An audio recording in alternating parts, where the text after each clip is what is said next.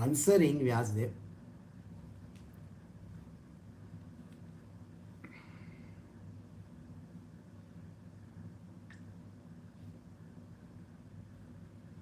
Give me 1 minute.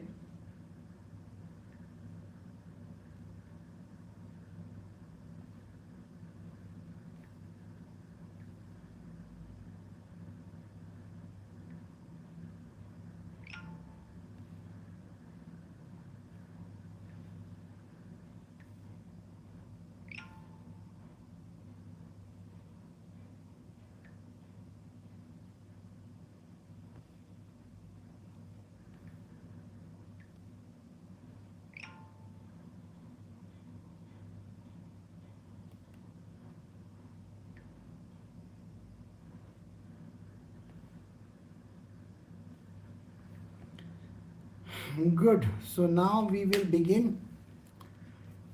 So far we had completed 7 verses from the 5th chapter of the first canto.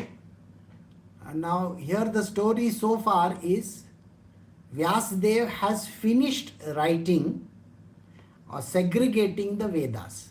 See, he is supposed to segregate the Vedas, which he has already done. So there is, Rig Ved, Sam Ved and all those. Those 4 Vedas have been separated out. They have been given to his disciples and passed on further up. So this Paila Muni and all these Munis are involved. This he has finished. Now, the second thing which he did was writing a wonderful story. It's like literally he is writing it in the time when things are happening, and that is called the Mahabharata. Also the Srimad Bhagavad Gita has been written. The separations of all these Vedas, everything is done. But after doing that, there is a small issue with him. He is totally dissatisfied with what he has done.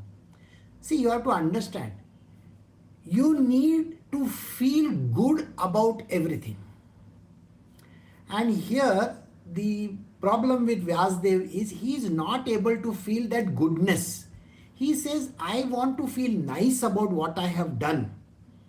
Because see, the story, the Mahabharata by itself was a very violent kind of a story. Wouldn't you agree?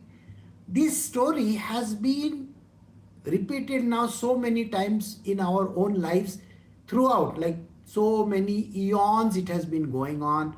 We have heard it. But that story doesn't have what is called the goodness in it. Imagine 2 group of brothers, cousins are fighting with each other, and there is a lot of mayhem happening.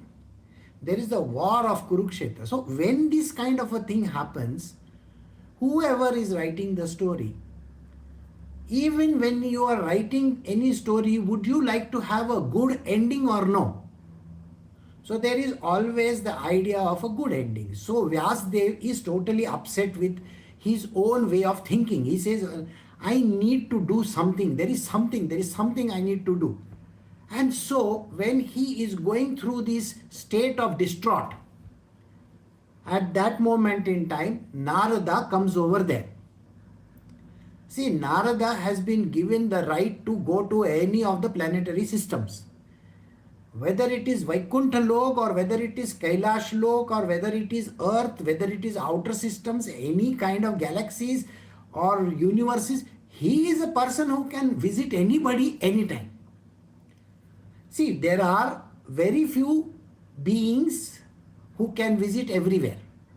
Narada is one amongst them who can even go to a forbidden place like the Goloka. Goloka is a very, very different place. So he can even converse with Shri Krishna. I'm sure you know some stories of Shri Krishna where he goes and converses with him. Those are very beautiful stories. Someday we will, package this in our satsangs and I will give you. But today let us try to understand. So Narada comes over there and gives him an advice. He says, see, you are such a nice person. You are the highest of the knowledge. Do you know you are an avatar of Shri Krishna? An avatar of Shri Krishna himself. You know his name, isn't it? His name was Krishna Dvaipayana. Like Vyasdev is just the Vyas. Basically, it's a designation kind of a thing. There are many Vyasas which have happened, all right? But this particular one is a one who is going to segregate everything out, the Vedas and all. And so he says you should not get disappointed, you should not be feeling unhappy with it. And so Vyasdev looks at him and says, you know what? It's very nice of you to say those words that I am a very great writer and stuff like that. But you have to understand my condition. My condition is terrible. I am going through a terrible phase right now. I am feeling as if I have lost. I am completely, in the sea. I don't understand what I am supposed to do. And then he questions Narada, and Narada is now going to give an answer. So today we will know what Narada is going to say. So let us begin today's satsang. We are doing Srimad Bhagavatam, Canto 1, Chapter 5, Verse 8. Sri Narada said, you have not actually broadcast the sublime and the spotless glories of Shri Krishna. That philosophy does not satisfy the transcendental senses of the Lord. Does not satisfy the transcendental senses of the Lord is considered worthless. So here, what is he saying? Here the answer is, Narada is telling Vyasdev, see, everything considered, whatever story that you write, whatever beautiful stuff that you write, you have to first come up with what is called as a good thing in your stories. The goodness always has to be there. Sweetness of the story always has to be there. There has to be something nice in the story. All stories, they need to have not only the start, the middle and the end, some kind of a sweetness. I'm sure you have seen a lot of Hindi movies.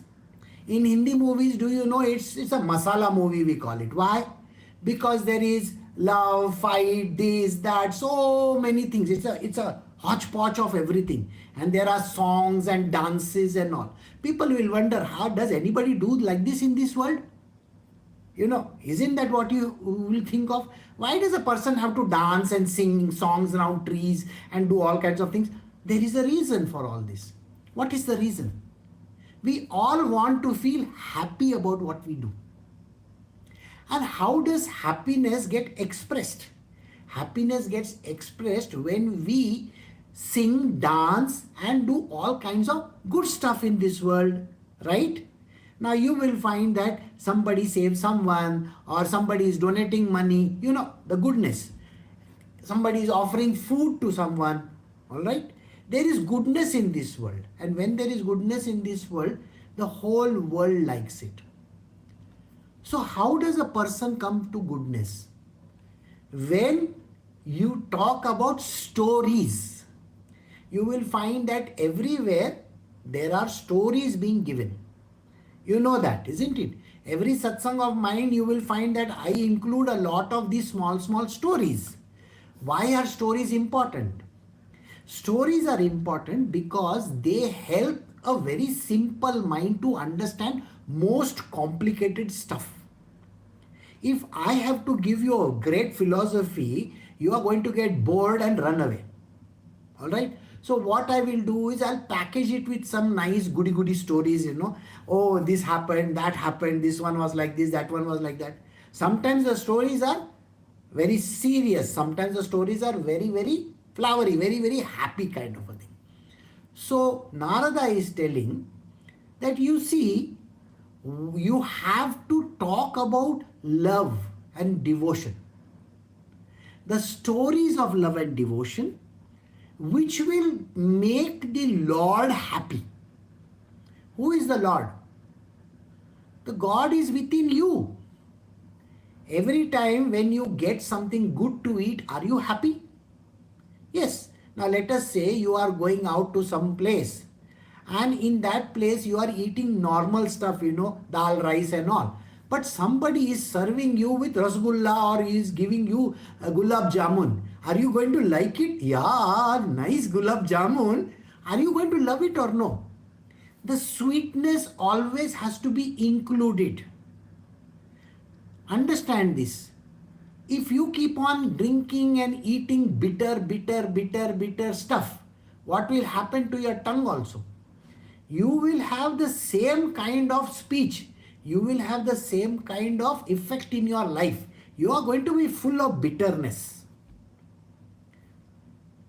But in your meal, in a whole meal, that is a wholesome meal that is there, why do we include that little bit of sweet? Have you seen that there is one kheer? Kheer is this sweet payasam that you get. You have that. Or you have one little sweet given to you. Now you go for any wedding feast and all that. Don't they include those sweets in the wedding? See, there might be things which are going to be bitter, salty, what do you call them, tikha and all everything is there. We love to have all these flavors, plus the sweetness also has to be there. And if you know, the sweetness comes from a very, very important source. Okay, that is sugar. We call it sugary sweet. Doesn't mean that you have to eat more. Please understand, in the Bhagavad Gita also Shri Krishna says, everything has to be done in moderation. Okay? Just because you like the sweet, you are not supposed to be eating sweet all the time. So, you have to know this. That is the reason, what are you supposed to do? Have a little sweet. So here, he is saying, this doesn't satisfy the Lord. Sri Krishna. Sri Krishna is only interested in your sweet talk. He is not interested in if you keep on blabbering all the bad stuff in the world. And see, how do we talk? When we talk, we like to talk bad about other people, isn't it? We like to say, oh, this one did that one did that, America is like this, India is like this, USA, Russia is like that. We like to keep on criticizing. And then if you ask yourself, how is your life? My life is full of problems and problems. Isn't that what you are going to say? Why are you not saying your life is beautiful? Is it always the downside that we have to see? No. So Sri Krishna has to be, propitiated. He has to be prayed to. I have to pray to Sri Krishna. And when I pray to Sri Krishna, or any prayer for that matter, isn't it praises of the Lord? Yes. So when I tell him good stories, I also will be happy and he also is going to be happy. So when you tell your child the story, do you say he took the sword and he murdered that person and all that? All the bad stuff. Now imagine you are telling a story to a 2-year-old or a 4-year-old or a 6-year-old. Are you going to say all the bad stuff? No. You want to tell him about all the gore. This one killed that one and this one did this, that. You understand all that kind of stuff? It is even banned by our censors. You will find that there are movies in India which they show so much of gore, blood, this, that. Would you like to see these movies? Today's movies are like this only. All crap. Every movie there is 100 people dying. And blood is oozing from everywhere. Blood is splattered all over the place. You see? And then they want to show the world that this is such a good thing. There is this movie called Pushpa. There is this movie called Animal and all these goat and this one and that one. All movies, including all the movies of even, Rajinikanth are like that. How many people are getting killed? So much bad thing. No. You want to be with Sri Krishna? Talk about beautiful stories. This is not hypocrisy. When you pray to God, you talk about good stuff. When you meet your girlfriend, do you tell her how ugly you are, how bad you are? Or do you say you are so beautiful, you are so nice? Isn't that? See, when you meet your person, you want to say good stuff to that person. But if you want to become that person's enemy, you are going to criticize that person no end, isn't it? So even your speech has to be flowery. So here he says, yes, you have to satisfy the Lord by all your flowery speeches. Then all this Lord is going to do is going to be in front of you. Although great sage, you have been broadly described the 4 principles beginning with religious performance. You have not described the glories of the Supreme Personality. That is, you have not described the glories of Krishna, Vyasdev. Why? Isn't it what you are supposed to first show? What is this in the Mahabharata? You are just showing that, Sri Krishna is standing over there in the battlefield and killing everybody. He's telling Arjuna, do this, do this, do this. All mayhem. I hope you are getting the point. There is no goodness in that story. Whether it is Karna, whether it is Bhishma Pitama, whether it is Duryodhana, Dushasan, Pandavas, everything is all tragedy, bad stuff over there. Where is the good stuff?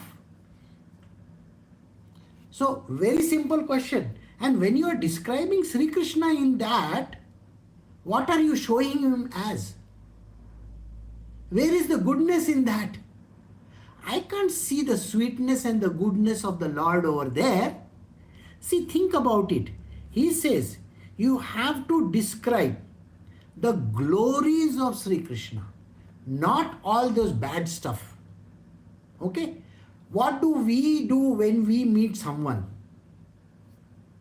You see, if one person from one religion meets the another person from another religion, he is always trying to deride that other person of his religion. Say, a person from one religion will say, your God is like this, your God is like that, your God is like that, and he will deride that God. And this person will then say bad things about that person's God. What is this? God is about goodness, not about deriding things. So where is this goodness coming in the picture? Can we not say God is very good and beautiful and kind and compassionate and loving? Think about it. 2,500 years back. Let us travel more than 2,500 years back. All the stories that you are seeing in all this Mahabharata, Ramayana and everything. Okay? Those are stories where something bad happens and then something good happens and all that. Right? In every place, they are talking about something different. But for the last 2,500 years, there are certain religions that came about. That religious leader is only preaching one thing. Think about it. These religious teachers for the last so many years, that one thing is there, but people definitely take out wrong meanings out of it. It is called the path of devotion. In the Kali Yuga, only the path of devotion is the best one, not any other path. So even if I am talking about a story which happened 5,000 or 7,000 years ago, there is no devotion written in it. So he says, so far you have written so many things, right? What have you written? You have spoken about the Vedas, you have spoken about the Mahabharata. But where is it that you have described the glories of Sri Krishna? That is why the dissatisfaction is there. So, we are going to verse 10. Those words which do not describe the glories of the Lord, who alone can sanctify the atmosphere of the whole universe, are considered by saintly people to be like unto a place of pilgrimage for crows. Since the all-perfect persons are inhabitants of the transcendental abode, they do not derive any pleasure there. Now please understand, this is a very important statement. What is he saying over here? He is saying that the saintly people, all the great saints that have happened so far, after all the scriptures have been written, what are they only interested in? They are only interested in the glories of God. They are not interested in the war that you are talking about. They are not interested in the famine and this and that. Isn't it? What are they talking about? How to pray to God. See, in the last couple of centuries, go back in time. I want you to think about it. Let us start from the 10th or the 11th century downwards. You will find that all the great sages and saints that were there, from, right from say, let us take 11th century and 12th century down, and before that also, for that matter, you will find that There are so many acharyas, there are so many of these sages and saints. Okay, like just 2 days ago we were celebrating Kanakdasa. Kanakdasa Jayanti was there. There is Purandar Das over here, right? There is Tukaram Maharaj over there. There is Mirabai in the north. In Kerala there is Shankaracharya. There are the Alvars, Ramakrishna Paramahansa, the Sai Baba of Shirdi, okay, Nityanand Maharaj, Narsi Mehta. Every name that I am taking, whether you take any, including the north, if you go to even Guru Nanak Dev, you see all these are sages from these last so many centuries. Correct? Even the modern sage who is there, right up to say, Sai Baba, what are they talking about? They are only talking about devotional path. They are only saying sing songs to the Lord, be in love. Tukaram Maharaj, what he wrote something which is called as Abhangas. Right? You will find that Namdev, Tukaram, Jnaneshwar and everybody, what did they do? They wrote only beautiful poetry. Poetry which is in praise of God. So he says, you have to describe the glories of the Lord, then only it sanctifies the atmosphere. Try to do one thing. In one day, find 15 minutes or 20 minutes of your time. Just maybe 5 minutes also will do. Sit in one place. Put your headphones on and listen to some bhajans, some satsangs. What happens to you? Immediately when you listen to all these bhajans and kirtans and all that, or the songs of Mirabai or Kabir, you name it, Tukaram Maharaj or whoever is concerned. Chaitanya Mahaprabhu, what was he doing? What did Prabhupada do? In the middle of the street, he will be singing songs of Shri Krishna. That is what is called the glory of Christ, of that particular place. Now, Shri Krishna's glory. Again, if you go to church also, do you see people singing beautifully over there? Choir and all that? You go to masjids also. In one of the movies that I saw, beautiful songs were being played in one masjid. I don't know that place. I've gone there only once. Okay?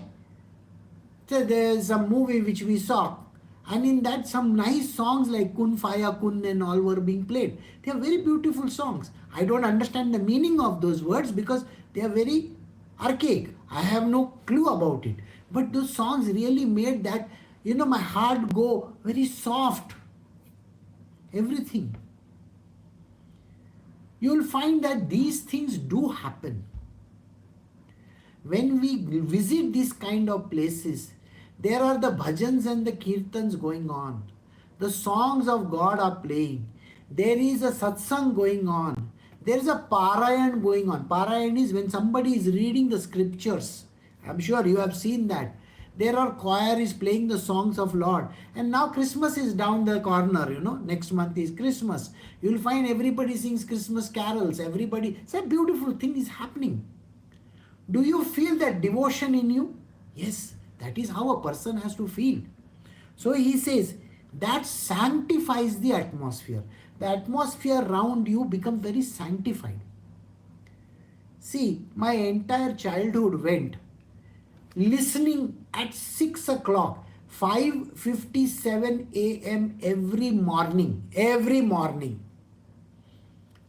From the age when I started understanding things, my mother will put on the radio, and from 5:57 onwards, after the Shehnai and all that, then Bombay B will play bhajans and kirtans and songs of God.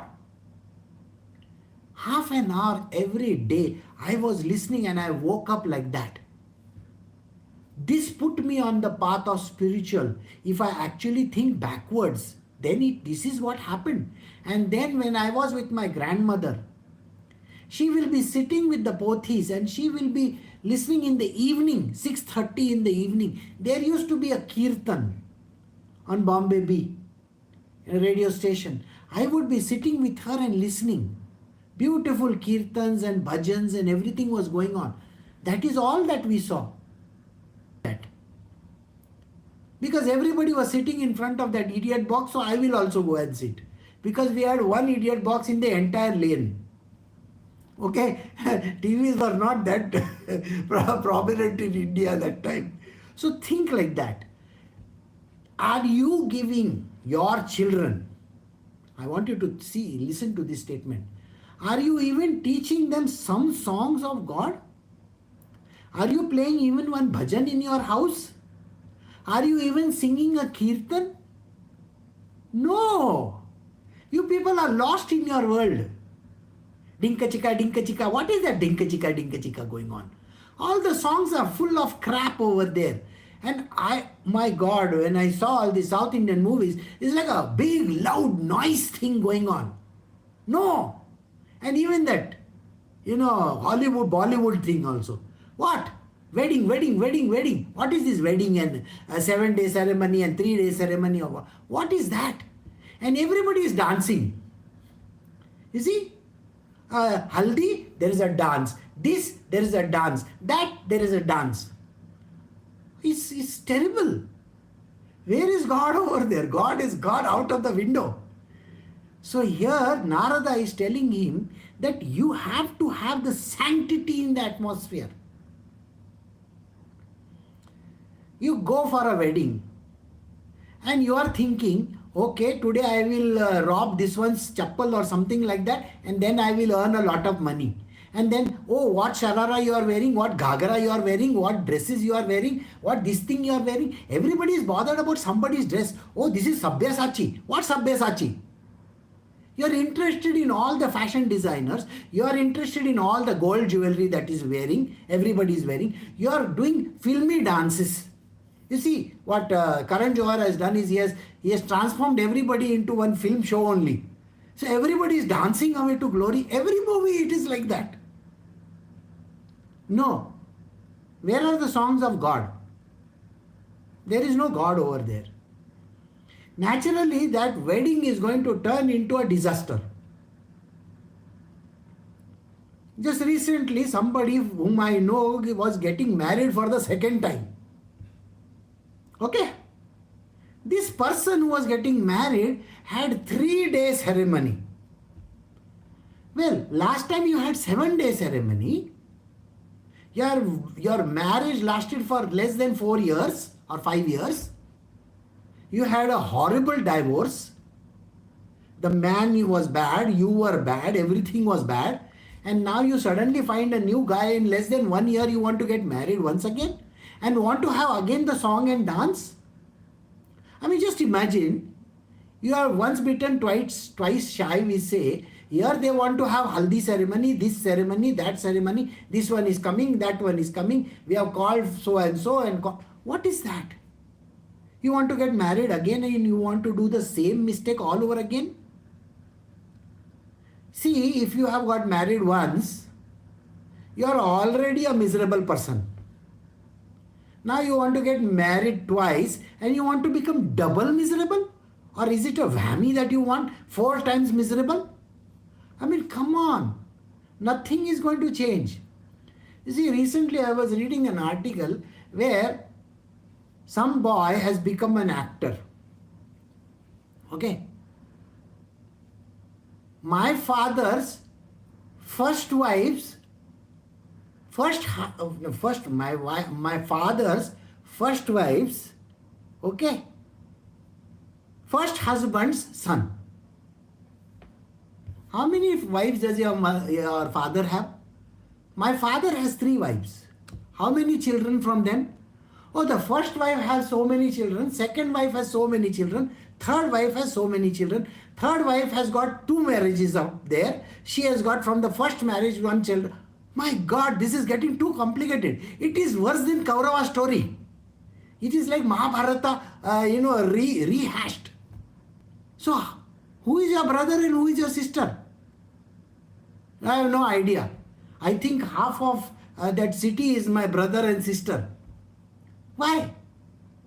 Because this woman is with that person and that person is with that person and that person is that person. Really? Whose son is whom? Nobody has any love for anybody. Nobody has any love. So what are we talking about? Is this called relationships? And that is the reason why to take the name of God and be in one good place is always better, isn't it? Would you agree with it or no? That is how you have to be. You see, there is a story where he had 3 wives. The king had 3 wives. The third wife was such a miserable person. She said, my son has to become a king. Throw your first son out. Having one wife is a problem. Now you want to have 3 wives and then you want to have triple whammy. I mean, what are you doing? Why are you getting married so many times? We have our stories like that, isn't it? So that is the reason why we have to be very careful how this works. And don't get upset with it. You see, you should be happy with what you have. Don't get upset that I don't have 4 wives and 20 wives. Okay? One is difficult to handle. And even one husband is a horrible guy. He's not some good guy. Okay? Because he never listens to bhajans and kirtans. Does he listen to bhajans and kirtans? No.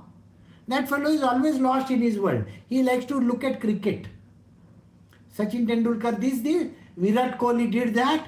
Oh, Neymar did this. And all those fellows, all great names he is going to take. He's not interested in any Ram, Sita and this and that and Shri Krishna. Shri Krishna, I don't even know who he is. The guy, he's always going to deride Shri Krishna. When they are deriding the God, forget about the Guru. The Guru is nobody in anybody's life. So you have to understand this. So here he says, it's a pilgrimage of crows. What is a pilgrimage of crows? If there is no sweetness in it, it is called the pilgrimage of crows.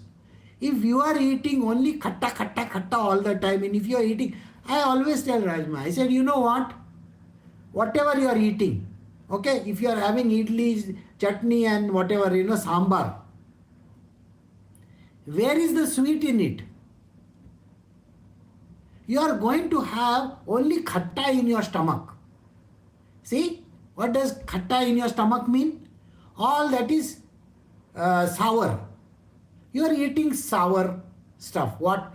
Even the idli, it is sour, isn't it? Don't you know? It has been soaked one day earlier. It is already fermented. It is sour. Chutney is sour. Okay? And sambar is sour. There is chili in it. Tell me, where is the sweetness in this? There is no devotion in it. I hope you get the point. So I will insist, you should always put one sweet in the plate. Otherwise, don't serve. There should be one sweet. Otherwise, you are going to be miserable like nobody's business. Your life, you see, if you are eating only khatta, already your stomach has hydrochloric acid. You know that or you don't know that? It has got 0.5% concentration hydrochloric acid. If you are eating only khatta, what happens to you? Your life itself is going to be miserable. Little sweet, little. I am not telling you to eat more. Very little. That's what he is saying. Otherwise, it is like a feast for crows. Feast for crows. Since all perfect persons are inhabitants of the transcendental abode, they do not derive any pleasure there. So no person will derive any pleasure if you are going to just keep on doing this kind of a nonsense. Alright? People have this habit of telling me, Guruji, we are performing this wedding by, Vedic rites. What did Narada say just now? Think, what did Narada say to Vyasdev? Sir, you have already written enough about Vedas. Is he saying that or no? Vedas are not sweet. They are talking about God, God, God, God, God. All Brahma, this, that, and all those things. They are only talking of that. Where is the sweetness in Vedas? So if you are getting married in a Vedic rite, that Vedic rite has nothing to do with God. Vedas are how you can become God. Please understand this sentence. It is teaching you Aham Brahmasmi. What? Tattvamasi. These are called Mahavakyas. Where is it telling you anything? So he said, include the sweetness in it. The sweetness has to be there. In olden times, when there were weddings conducted, do you know all the holy people were called over there? You know that or you don't know that? These holy people came and they performed very beautiful bhajans and kirtans and everything. Like when you go to a temple, have you seen early morning there's a kakad arti and this arti and that arti, all beautiful bhajans and kirtans are going on. Why is your marriage ceremony not like that?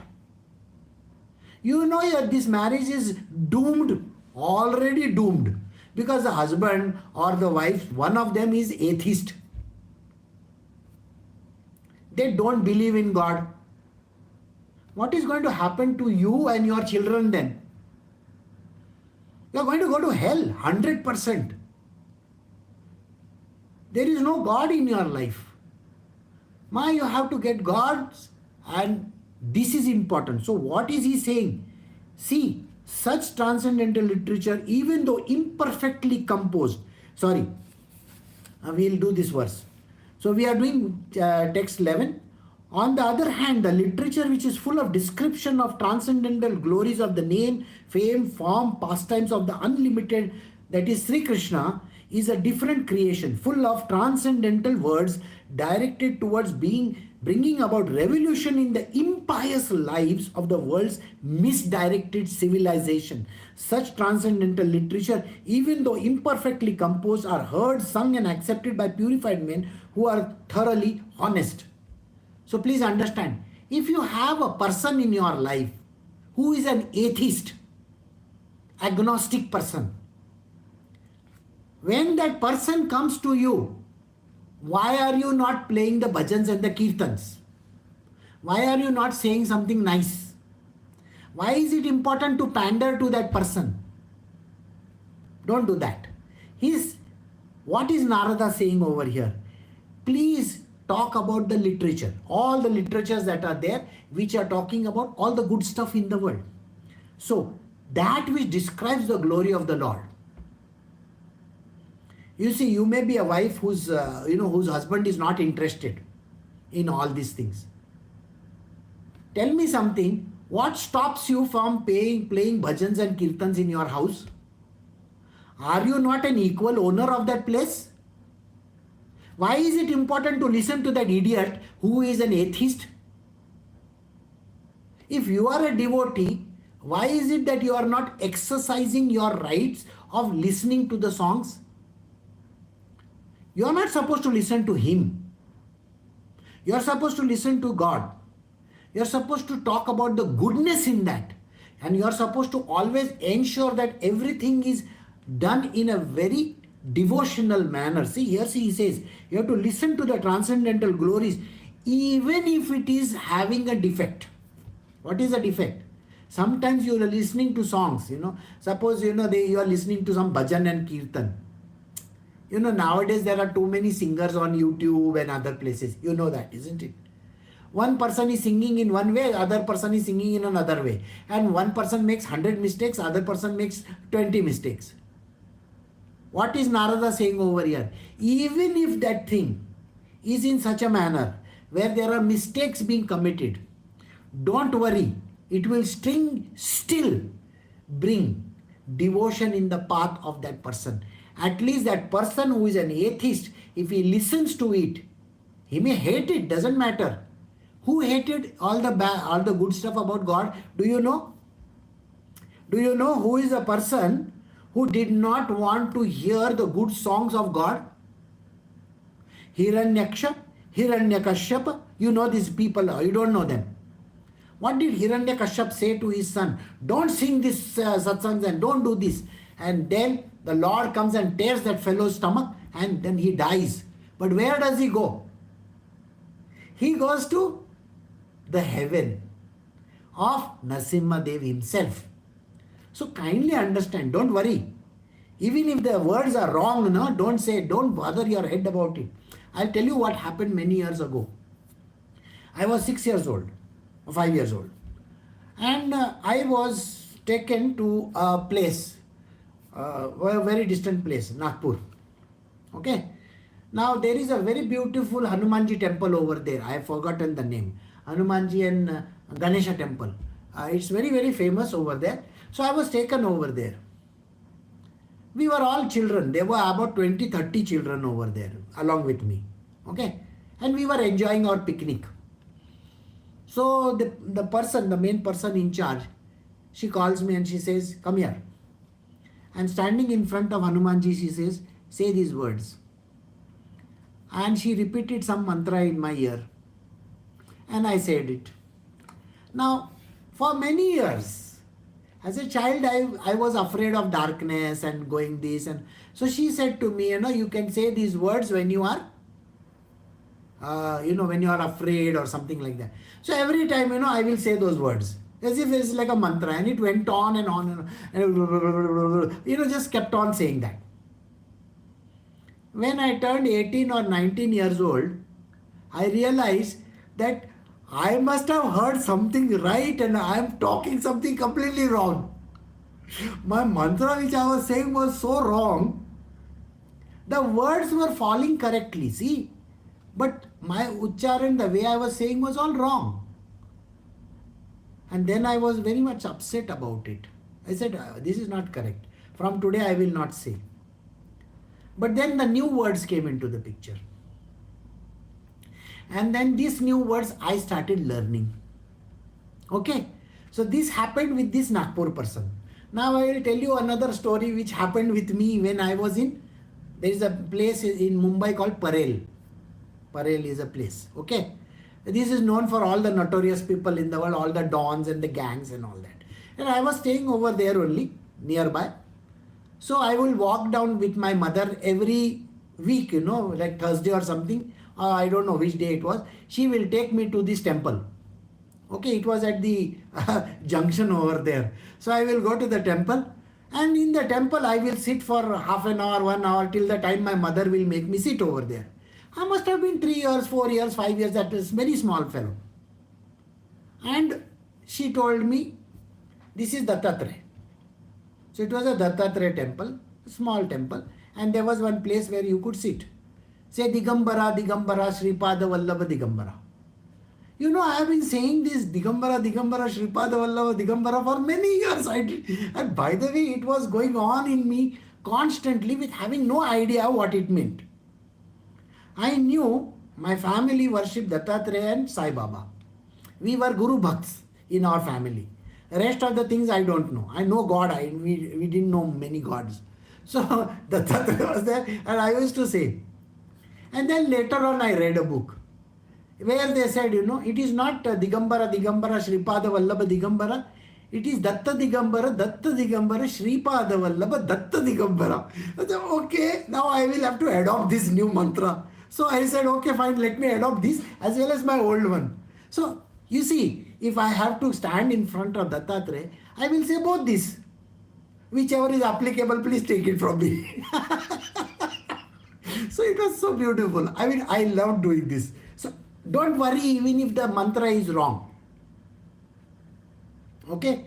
You remember me giving you a mantra over here. Okay? So like that, it is very simple. You just have to keep on saying it. And that is all. And what is Narada saying? We need to have goodness in our heart. We have to always speak good words about the Lord, sing praises. And even if there are idiots in front of us, see, is written over here, there are lots of people who are not interested in God also. You will wonder, why is it that these people put on that music so loud? You see, when I go to the village, the music of God early in the morning.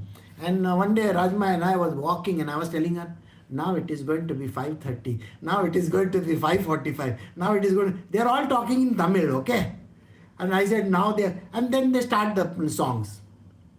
Okay, good for me. See, people may not like the songs. There are lots of people who will say, I don't like this song. It's too loud. Why should it matter to you? You have your own way. But there are lots of people who will play all these rock songs and this and that loudly, big loud they will make, noise they will make. Huh? Why not God's songs? So here Narada is saying, at least by listening to these words, the sweetness will come in the eyes and the Lord is going to get pleased about it. Why are you bothered about other people? You don't have to bother. They are doing whatever they please like, whatever they feel like. They can put on the TV, they can go for matches, they can go and watch movies and all that.